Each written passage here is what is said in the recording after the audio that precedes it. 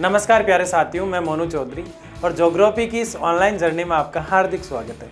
Class 12th की भूगोल यानी ज्योग्राफी पढ़ते हुए हम आगे बढ़ रहे थे और क्लास 12th की जो भूगोल है उसमें हम हमारा जो मानव भूगोल के मूल सिद्धांत हमारी जो पुस्तक है उसके 3 चैप्टर हमने कंप्लीट पढ़ लिए थे।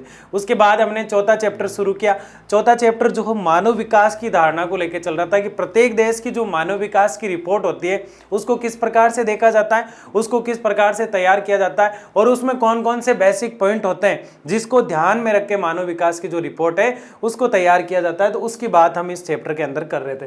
यानी हमारा चैप्टर था मानव विकास, मानव का डेवलपमेंट कैसे हो पाया, मानव आज अपना डेवलपमेंट कैसे कर पा रहा है। इसमें मानव के फिजिकल विकास की बात नहीं कही है, उसका हाथ पैर ये किस तरह से बने ऐसे मुद्दे की बात इसके अंदर नहीं कर रहे हैं। इसमें सिर्फ और सिर्फ मानव के विकास में सहायक जो वस्तुएं होती है, शिक्षा, स्वास्थ्य और संसाधन, ऐसे मुद्दों को लेकर हम चल रहे थे और इसमें 6 लेक्चर जो है हमने बहुत अच्छे से और शानदार तरीके से पढ़ लिए थे। फिर हमने 7 लेक्चर जो शुरू कर रहे हैं उसके अंदर जो इसकी बेसिक बातें जो है कि कौन से देश ऐसे हैं जो टॉप में चल रहे हैं और कौन से देश है जो किसी ना किसी रूप में थोड़े पीछे हैं, तो इस मुद्दे की चर्चा हम इसके अंदर करने वाले। तो आज के इस लेक्चर में हम क्या पढ़ने वाले, आज के इस लेक्चर में हम देखेंगे कि मानव विकास में उच्च मूल्य सूचकांक यानी कि मानव विकास में जो अपना स्तर बहुत अच्छा रखते हैं, अपने आप को अच्छे से डेवलप कर रखा है, उन 10 कंट्री की बात करेंगे। कितनी कंट्री की बात करेंगे? उन 10 कंट्री की बात करेंगे जिन्होंने मानव विकास में खुद को डेवलप कर रखा है, बहुत अच्छे से शानदार तरीके से जो मानव विकास की पूरी रूपरेखा जो होती है, मानव विकास का जो 0 से 1 के बीच जो स्कोर होता है उसको सही फॉलो करते हुए उन्होंने सारी रिपोर्ट का जो निष्कर्ष है उसको समझते हुए अपने आप को सही तरीके से डेवलप कर रखा है। मानव विकास की रिपोर्ट में अच्छे देशों में स्थान ले रखा है। उन टॉप 10 कंट्री की बात करेंगे, उन टॉप 10 देशों की बात हम करेंगे।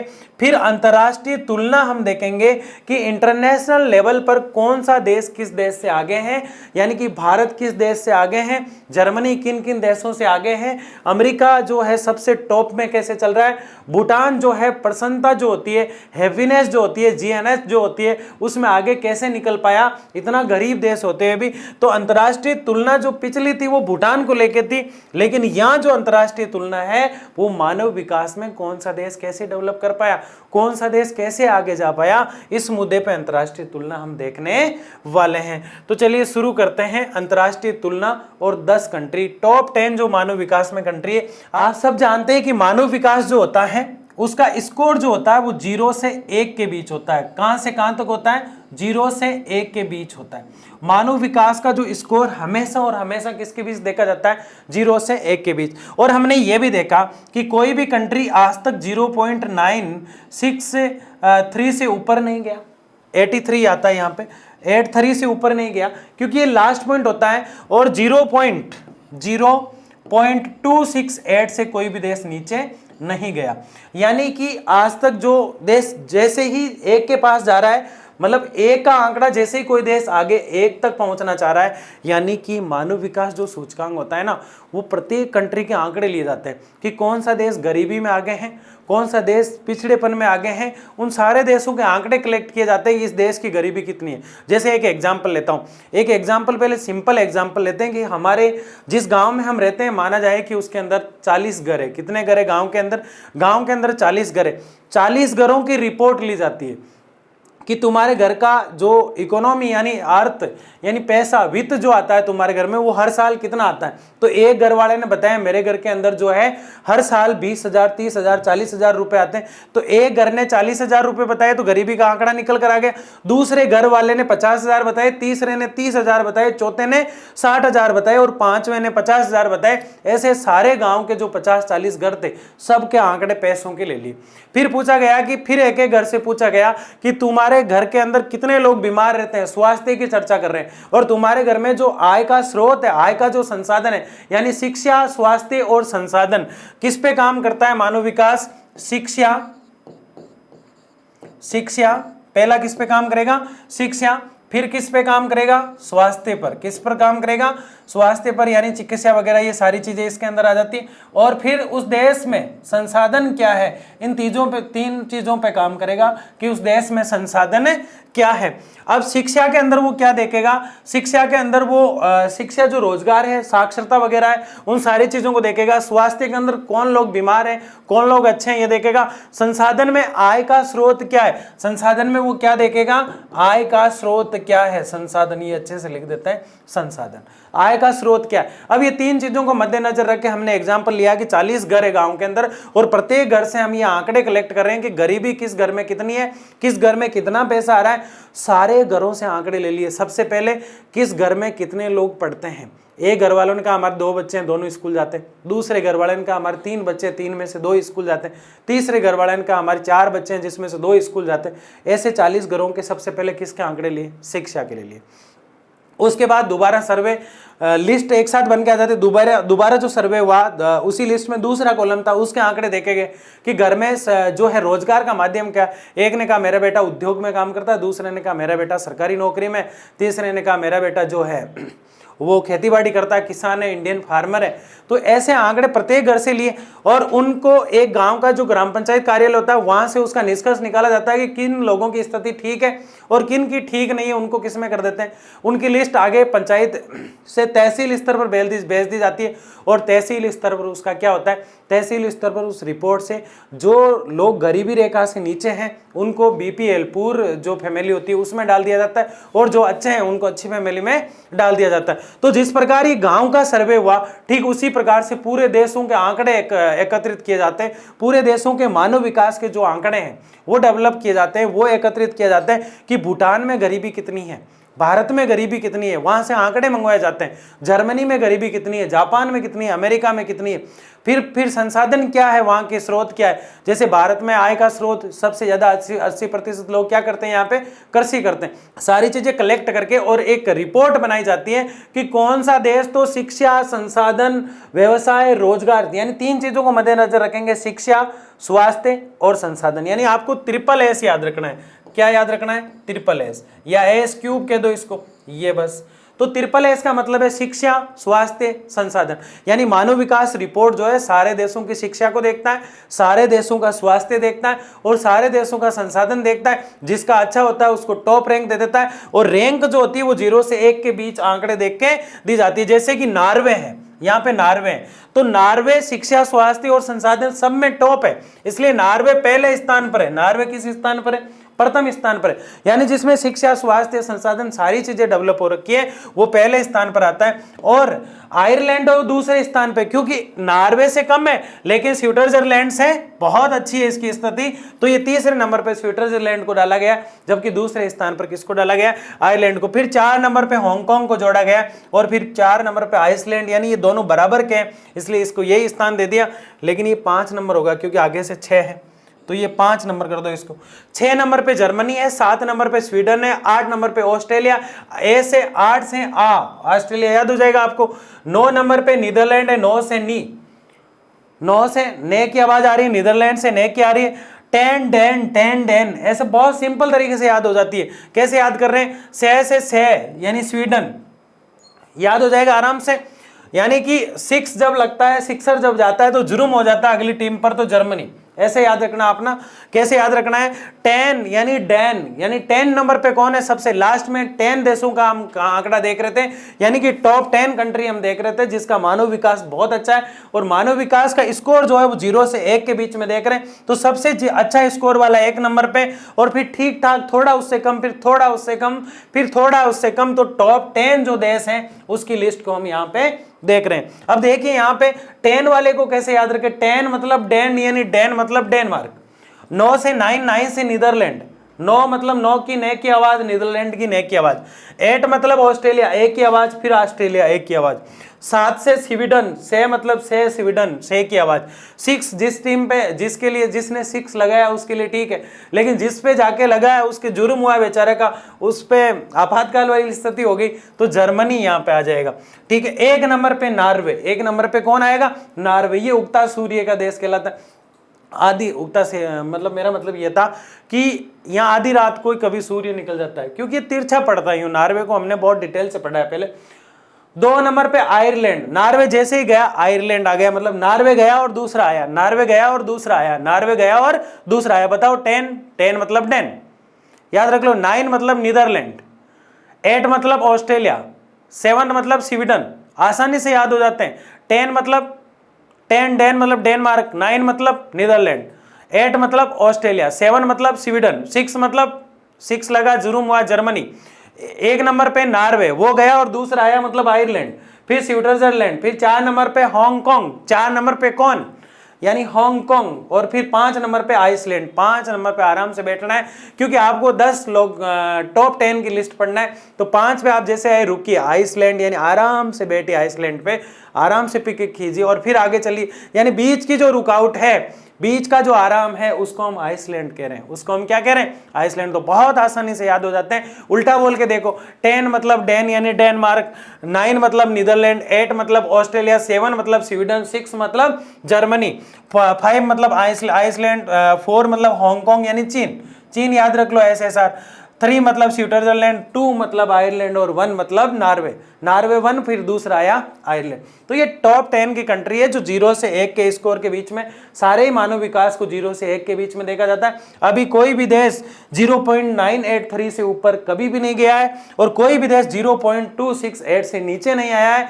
268 से क्या, अगर 500 से नीचे कोई भी देश अगर 550 से नीचे नजर आता है ना, इसका मतलब उसका मानव विकास जो है ना वो गिरा हुआ है, उसको सुधारना चाहिए। और जो देश 800 से ऊपर है ना, उसका मानव विकास स्तर है ना जो बहुत अच्छा है। तो ये एक मीडियम आंकड़ा जो है यूएनओ ने हमें दिया है। यूएनओ की संस्था होती है यूएनडीपी। कौन सी संस्था होती है? यूएनडीपी।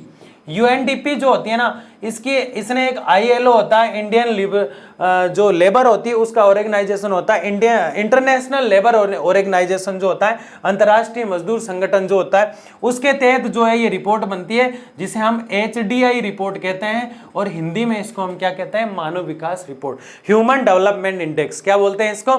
यूएनडीपी जो होता है आईएलओ, यूएनडीपी किसका है? यूएनओ का, यूनाइटेड नेशन ऑर्गेनाइजेशन। यानी यूएनओ का क्या मतलब है? United nation organisation.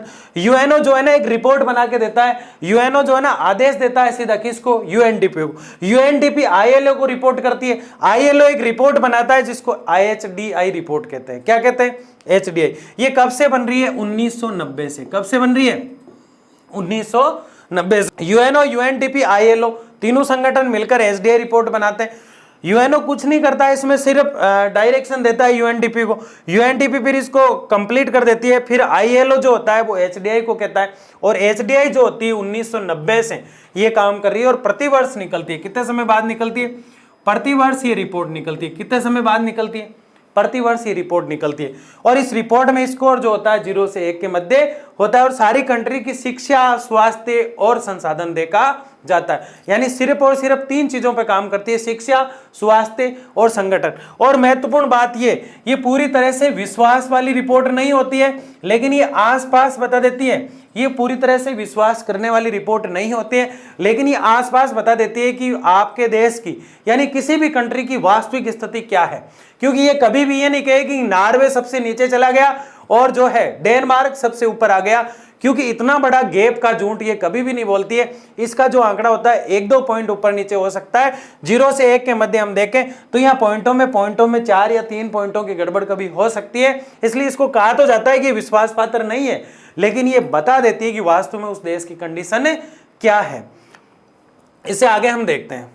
तो ये सारी जो रिपोर्ट है ना, ये एचडीआई रिपोर्ट जो होती है, मानव विकास सूचकांक जिसे हम कहते हैं, वो तैयार करती है। टॉप 10 जो देश है वो हमने देखे। इसके बाद हम क्या कर रहे हैं? इसके बाद हम तुलना देख रहे हैं कि कौन सा देश किस कंट्री से आगे है, यानी कौन सा कंट्री जो है किस कंट्री को क्रॉस कर रहा है। क्योंकि हमारा लेक्चर फ्लो जब हमने देखा था तो हम अंतर्राष्ट्रीय तुलना की बात कर रहे थे। पिछला जो लेक्चर था उसमें भी अंतर्राष्ट्रीय तुलना थी, तो फिर उसमें भी अंतर्राष्ट्रीय तुलना और इसमें भी अंतर्राष्ट्रीय तुलना। तो मतलब क्या हुआ? उसमें जो अंतर्राष्ट्रीय तुलना थी वो भूटान की प्रसन्नता जो है, भूटान की जो खुशी है, जीएनएच जिसे हम कहते हैं, उसको लेकर उस मुद्दे पे चर्चा थी। लेकिन इसके अंदर जो हम अंतर्राष्ट्रीय तुलना देख रहे हैं वो ये देख रहे हैं कि मानव विकास रिपोर्ट में जो टॉप 10 देश हैं उनको देखने के बाद कौन सा देश ऐसा है जो किसी दूसरे देश की तुलना में बराबर चल रहा है, या फिर बहुत पीछे चल रहा है, या फिर उसकी बराबर पॉपुलेशन वाला, उसकी बराबर जनसंख्या वाला कोई कंट्री उसको क्रॉस कर रहा है, या फिर कोई ऐसा कंट्री है जो उसको क्रॉस करके आगे निकल गया है, या फिर कोई ऐसा कंट्री है जो लगातार उसी स्थिति तक बने हुए। तो अंतरराष्ट्रीय इंटरनेशनल लेवल पर हम तुलना देखेंगे, अधिकतर देश प्रतिरक्षा पर ज्यादा खर्च करते हैं। यानी कि मानव विकास रिपोर्ट यह भी बताता है कि आपकी प्रतिरक्षा कैसी होनी चाहिए, किस देश में रक्षा जो है वो कैसी है, मतलब ये चीजें बताता है। लेकिन उसकी प्राथमिकता क्या रहती है? शिक्षा, स्वास्थ्य और संसाधन। तो फिर ये कैसे बता देगा प्रतिरक्षा, यानी कि सेना। प्रतिरक्षा का मतलब क्या है यहाँ पे? सेना, और सेना के जितने भी साधन होते हैं उसको प्रतिरक्षा के नाम से जाना जाता है। यानी देश अपनी सुरक्षा कैसे करेगा, कुल मिला के उसको हम क्या कहेंगे? प्रतिरक्षा। कैसे? अधिकतर देश प्रतिरक्षा पर ज्यादा खर्च करते हैं। अब सवाल ये आता है, सर आपने बताया शिक्षा, स्वास्थ्य और संसाधन पे ही खर्च करता है, संसाधन पे ही रिपोर्ट पेश करता है, तो फिर ये प्रतिरक्षा कहां से है? संसाधन क्या होता है? संसाधन होता है उस देश का मानव, और उस देश का मानव जो कार्य करता है वो उस देश के लिए सबसे बड़ी चीज होती है। तो भारत के काफी युवा ऐसे हैं जो इंडियन आर्मी जैसी, नेवी जैसी, एयरफोर्स जैसी, हमारी तमाम पैरामिलिट्री जो फोर्सेस है सब में सेवाएं देते हैं। तो मानव जिस जगह कार्य करता है मानव का व्यवसाय होता है, और व्यवसाय जो होता है वो संसाधन में गिना जाता है, और व्यवसाय या सेवा जो होती है वो संसाधन के माध्यम से देखी जाती है, और सेवा जो संसाधन है वो संसाधन में आता है। इसलिए प्रतिरक्षा एक सेवा है, एक संसाधन है, इसलिए इसको किस में रखा गया है? मानव विकास रिपोर्ट में इसको रखा गया है। तो अधिकतर देश प्रतिरक्षा पर ज्यादा खर्च करते हैं। आगे देखिए, इसमें सरकारी व्यय को महत्व दिया जाता है। सार्वजनिक व्यय, सरकारी व्यय, यानी कि मानव विकास रिपोर्ट में सबसे पहले तो वही आंकड़ा देखा जाता है कि सरकार अपना पैसा खर्च कहां कर रही है, सरकार के पास कितना रेवेन्यू आया, सरकार का कितना रेवेन्यू गया, सरकार के पास जो पैसा था वो किस तरह से सरकार ने बजट में, यानी बुडगेट जो 1 ईयर में निकलता है, एक साल का जो पैसा है सरकार कहां लगा रही है, कितना पैसा टैक्स के रूप में, जीएसटी के रूप में या किसी भी रूप में, अलग अलग टैक्स के रूप में सरकार ले रही है, और कितना पैसा कहां लगा रही है। ये बुडगेट जो होता है, बजट जो होता है, प्रतिवर्ष जो निकाला जाता है, वो प्रत्येक देश का आंकड़ा जो होता है उसको यूएनडीपी यानी आईएलओ जो निकालता है रिपोर्ट को, एचडीआई रिपोर्ट जो होती है वो संगठन पूरा देखता है उसको। उसके बाद जो 5 इयर्स प्लान यानी 5 वर्षीय जो योजना होती है उसका आंकड़ा भी पूरा देखता है। ये सब कुछ देखने के बाद सरकारी व्यय कहां गया है और प्रतिरक्षा पर क्या ज्यादा खर्च हो रहा है, ये दोनों आंकड़े देख के क्या बनाई जाएगी? रिपोर्ट बनाई जाएगी। क्या हम तुलनात्मक आंकड़े देख रहे हैं किसी कंट्री के? नहीं, अभी तो हम यही जान रहे हैं कि प्रतिरक्षा पर खर्च करता है तो भी रिपोर्ट देखेगा, और सरकारी व्यय हो रहा है तो भी रिपोर्ट के अंदर आएगा। अब यहां से जो है राजनीतिक परिवेश पर विशेष ध्यान रहता है कि कौन सी सरकार जो थी उस समय मानव विकास बहुत अच्छा चला, और कौन सी सरकार थी जब मानव विकास अच्छा ही नहीं चला। तो मानव विकास का जो आंकड़ा है ना वो हमेशा सरकारों पे, प्रतिरक्षा पर कितना खर्च हो रहा है, सरकार का बजट कितना आ रहा है और कितना जा रहा है, 0 से 1 के बीच में ध्यान रखते हुए, स्कोर को ध्यान में रखते हुए, शिक्षा और स्वास्थ्य और संसाधन को ध्यान में रखते हुए हमेशा तैयार किया जाता है। यानी प्रतिवर्ष तैयार किया जाता है। कितने वर्ष में होता है? प्रतिवर्ष तैयार किया जाता है। लेकिन यह देखा जाता है कि कौन सी सरकार 5 साल तक जो रही थी, या कई जगह 3 साल का ही जो होता है शासन होता है, डेमोक्रेसी होती है, तो वहां कौन सी सरकार ने अच्छा काम किया उसके बारे में तीनों पॉइंट बता रहे थे, क्योंकि वो मानव विकास को किसी ना किसी रूप में अफेयर करते हैं, किसी ना किसी रूप में इफेक्ट डालते हैं। निम्न स्तर वाले 33 देश ऐसे हैं जिनका मानव विकास बहुत छोटा है, यानी निम्न स्तर वाले 33 देश छोटे हैं, यानी 33 जिनका स्तर घटा हुआ है, मानव विकास डेवलप नहीं कर पाया। यहां से यह पता चलता है कि ज्यादा जनसंख्या होने से मानव विकास पे कोई विशेष फर्क नहीं पड़ता, जो छोटे कंट्री है वो भी अपना डेवलप नहीं कर पाए। तो कितने देश ऐसे हैं जिनका मानव विकास कम है? तो 33। एक रिपोर्ट हमने पहले देखी है। 37 देश ऐसे हैं जिनका विकास द्वितीय विश्व युद्ध के बाद ही हुआ है, यानी कि फर्स्ट वर्ल्ड वॉर जो था 1914 से लेकर 1918 के बीच हुआ, 1919 में खत्म हो गए लगभग। फिर सेकेंड वर्ल्ड वॉर हुआ, सेकेंड वर्ल्ड वॉर 1939 से 1945 तक हुआ। अब इन दोनों वर्ल्ड वॉर के बीच कई देशों में उथल पुथल हुए, कई देशों का मानव विकास सूचकांक बहुत ऊपर चला गया, कईयों का गिर गया। तो सारी कंट्री पे एक समान असर नहीं पड़ा विश्व युद्ध का, कई जगह तो ज्यादा असर पड़ा और कई जगह कम पड़ा। तो जहां कम असर पड़ा ऐसे 37 देश ऐसे थे जो द्वितीय विश्व युद्ध के बाद ही जिनका विकास क्या है? डेवलप हो पाया। तो कितने देश थे? 37। ऐसे कितने देश थे जिनका मानव विकास जो है छोटे होने के बावजूद भी नहीं हो पाया? 33। ऐसे कितने कंट्री है, ऐसे कितने देश हैं जिनका मानव विकास जो है, HDI जो रिपोर्ट है वो बहुत अच्छी चलने लगी? कब से? द्वितीय विश्व युद्ध के बाद में। 1914 से 1918 तक फर्स्ट वर्ल्ड वॉर हुआ था, जबकि 1939 से 1945 तक सेकेंड वर्ल्ड वॉर हुआ। तो मैं यूं कहूं कि 1945 के बाद इनकी स्थितियां 37 देशों की सुधरने लगी, और ये बहुत छोटे हैं फिर भी डेवलप नहीं कर पाए। 33 देश ऐसे हैं। गैर यूरोपीय देशों का दबदबा है, मतलब गैर यूरोप के जो देश हैं उनका दबदबा है मानव विकास रिपोर्ट में। हमने एक रिपोर्ट देखी थी 10 देश की। 53 देश ऐसे हैं शिक्षा स्वास्थ्य से विकसित हो। आगे क्या लिखा है इसने? इतना ही है ना? क्या है? 53 देश शिक्षा स्वास्थ्य से विकसित हो चुके हैं, मतलब इसको ऐसे पढ़ना आपको, हो चुके हैं।